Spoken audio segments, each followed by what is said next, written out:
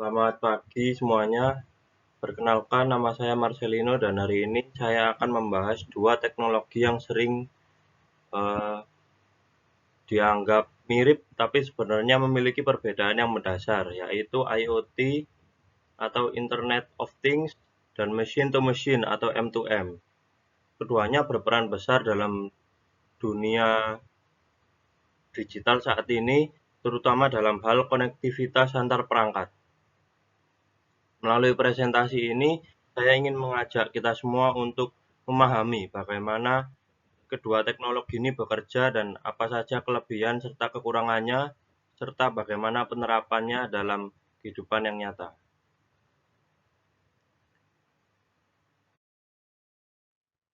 Baik, kita hidup di era di mana perangkat yang kita gunakan tidak hanya digunakan secara mandiri, tapi juga saling berkomunikasi, mulai dari smartphone, smartwatch, hingga sistem kontrol industri, semuanya terhubung dan saling bertukar data.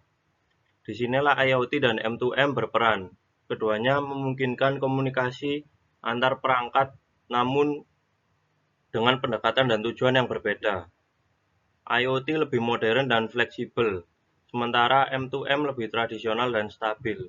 Dalam presentasi ini, saya akan membandingkan keduanya dari berbagai aspek, mulai dari definisi, karakteristik, hingga studi kasus penerapannya.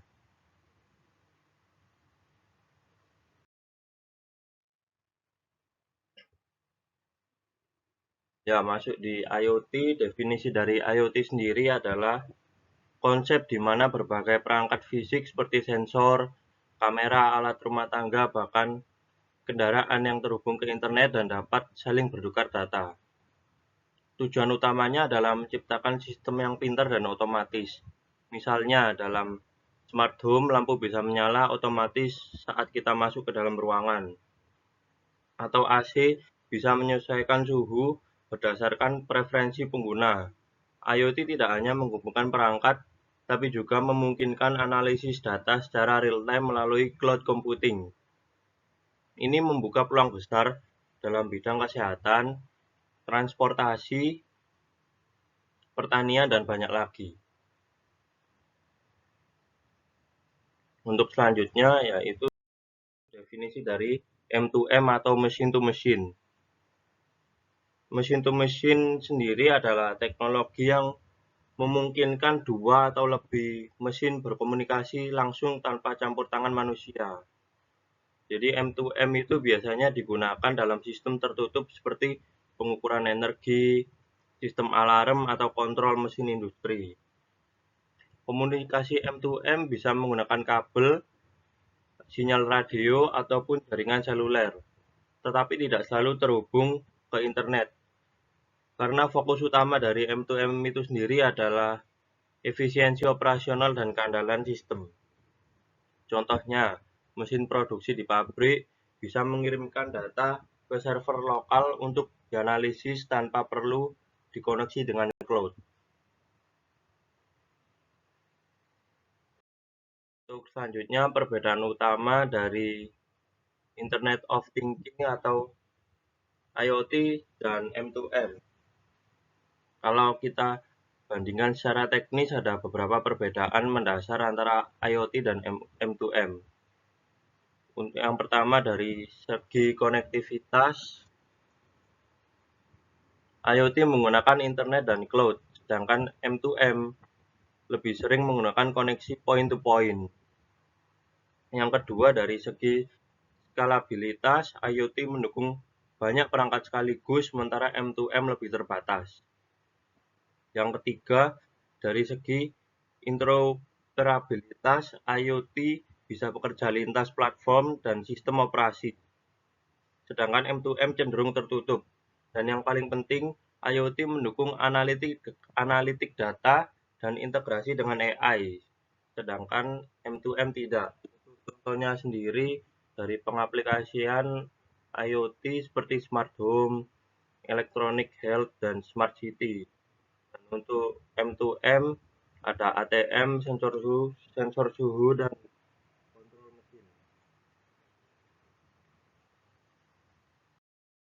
Untuk selanjutnya kita bahas kelebihan dan kekurangan dari masing-masing teknologi ini. Jadi setiap teknologi sendiri itu tentu punya kelebihan dan kekurangan. IoT unggul dalam hal fleksibilitas, otomatisasi, dan kemampuan analitik. Tetapi kelemahannya ada di kebutuhan akan infrastruktur yang kompleks dan isu keamanan data. Di sisi lain, M2M lebih stabil dan cocok untuk sistem yang tidak memerlukan internet, seperti sistem kontrol lokal. Namun, M2M kurang fleksibel dan tidak scalable, jadi pemilihan teknologi tergantung pada kebutuhan dan konteks penggunaannya.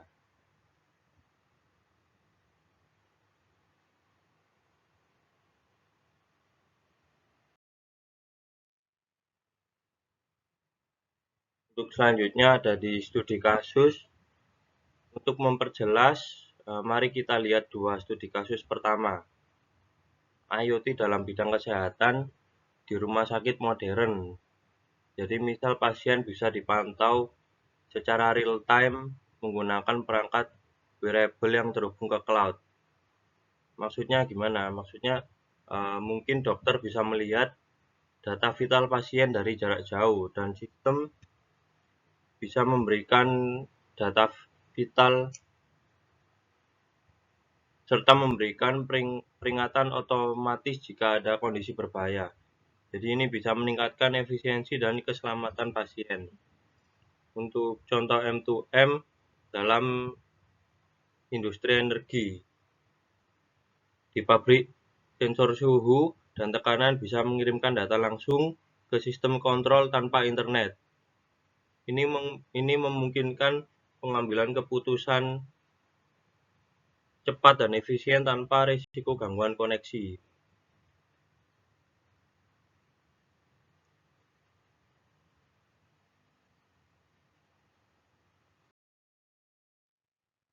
Selanjutnya ada di relevansi di industri. Penggunaan dua teknologi ini untuk IoT atau Internet of Things sangat relevan dalam transformasi digital, terutama di sektor smart city, electronic health, dan pertanian pintar. Kemampuannya untuk mengumpulkan dan menganalisis data membuatnya sangat powerful. Sementara itu, di teknologi M2M atau machine to machine tetap penting di industri yang membutuhkan sistem kontrol lokal yang stabil, seperti manufaktur dan energi. Jadi meskipun IoT lebih modern, M2M sendiri masih memiliki tempatnya sendiri. Kembali lagi bergantung pada kebutuhan tiap-tiap industri.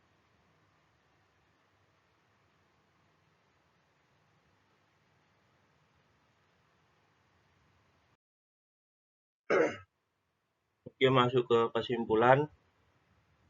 Jadi bisa disimpulkan IoT dan M2M itu adalah dua pendekatan yang berbeda dalam hal konektivitas perangkat. IoT bisa dianggap sebagai evolusi dari M2M karena adanya fitur yang lebih kompleks dan fleksibel.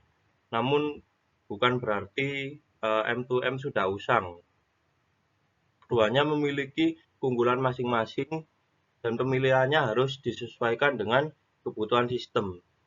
Jika kita butuh fleksibilitas dan analitik, IoT adalah pilihan. Tetapi jika kita butuh stabilitas dan efisiensi lokal, M2M bisa dikatakan lebih unggul. Jadi kembali lagi ke kebutuhan user atau pengguna.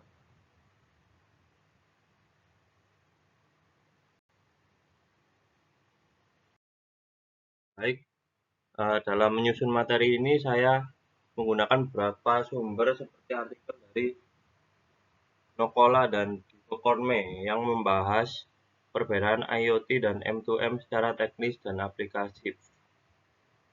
Baik, sekian presentasi terkait perbandingan